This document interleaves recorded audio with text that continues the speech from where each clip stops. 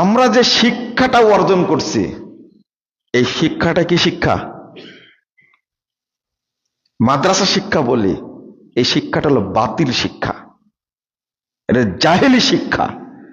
যে শিক্ষায় শিক্ষিত হয়ে আমার মাজার পূজা করা শিখি, পীর পূজা করা শিখি, আল্লাহকে অপমান করা শিখি,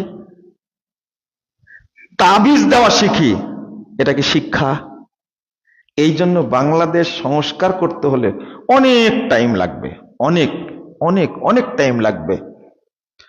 তবে আলহামদুলিল্লাহ এখন যে মাদ্রাসাগুলো তৈরি হচ্ছে, এই যে এর আগে গত রমজানে আসছিলাম, এত আনন্দ লাগে।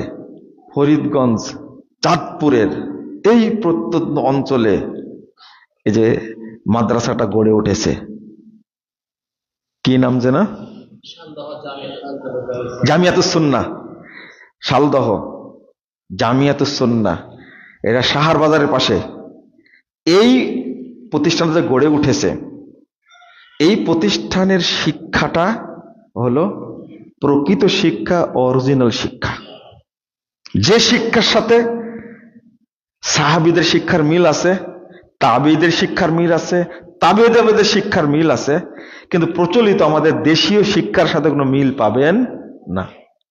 একজন আলেমকে জিজ্ঞেস করবেন আইন আল্লাহ, আল্লাহ কোথায়? ও বলবে আল্লাহু ফি কুল্লি মাকান, আল্লাহ সব জায়গায়। একজন আলেমকে জিজ্ঞেস করবেন, একটা বাচ্চাকে জিজ্ঞেস করেন আল্লাহ কোথায়, ও উত্তর দেবে কি আল্লাহ আরশে। উত্তর দেবে, জিজ্ঞেস করেন। এটাই কিন্তু ঈমানের প্রথম ধাপ।